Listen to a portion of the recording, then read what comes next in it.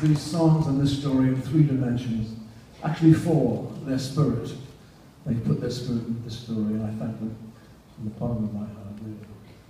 I want to thank our wonderful director, Joe Mantella.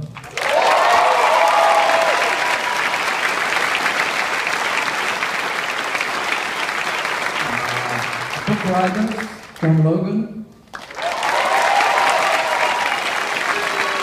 And Brian Yorkie. Our fantastic choreographer, Stephen Hoggett.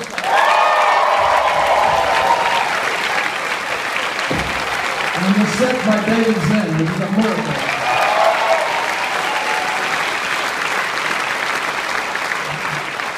The people on the stage, the people under the stage, there are 14 musicians down there.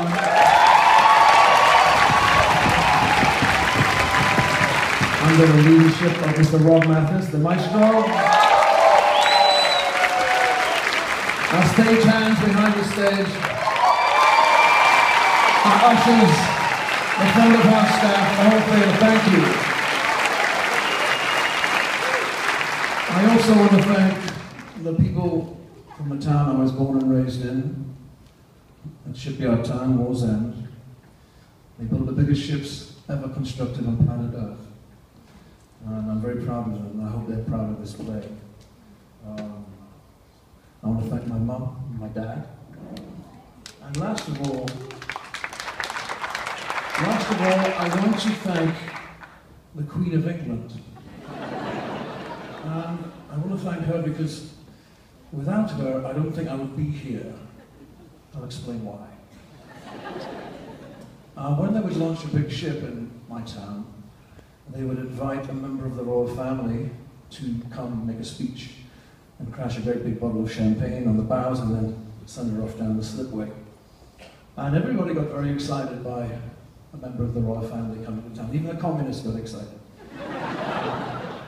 But you know, it wasn't that long ago that members of the royal family were considered to have magical powers, magical healing powers. Sick children were held up in crowds to try and touch the garment of the king or the queen. So it's a Saturday morning and there's going to launch a big ship. I'm 10 years old and we're all out in the street leading down to the river. We're all holding little British flags, Union Jacks. And at the top of the hill, there's a motorcade, motorcycle motorcade, and in the middle of it is a big black Rolls Royce. And inside, the Queen of England. So I'm waiting, and she's moving down the hill at a very stately pace. And when she gets near my house, I start to wave my flag, and she seems to see me. She smiles at me and waves. And so I wave my flag a little more vigorously, and she waves back, and she holds my gaze as she's going by. She's really making contact with me. And I wasn't cured of anything. No, it was the opposite. I was actually infected. I was infected with an idea. I was infected with the idea that I didn't want to be in the street. I didn't want to live in this house. I didn't want to end up in the shipyard. I wanted to be in that fucking car.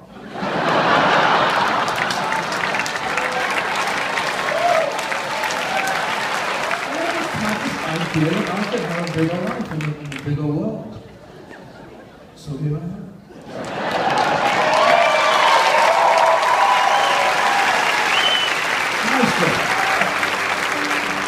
So the story begins early one morning in Buckingham Palace. Aye, the footmen are frantic in their indignation. You see, the Queen's took a taxi herself to the station, where the porters, surprised by a lack of royal baggage, bustled her and 3 corpers to the rear of the carriage. Why, the train is crammed with all Europe's nobility, and it's none of them famous for their compatibility. There's a fight over seats. I beg pardon, your grace, but you'll find that one's mine, so get back in your place. But where are they going? All the porters debate. Why are they going to Newcastle? And they dare to be late, for they're launching a boat on the tide of high tide. And they've come from all over, from far and from wide. There's the old Dalai Lama and the Pontiff of Rome. Every palace in Europe, and this knee bugger home. Here's the Duchess of Cornwall, and the Lawyer Prince of Wales, looking crushed and uncomfortable in these top hat and tails. Why, they haven't got tickets.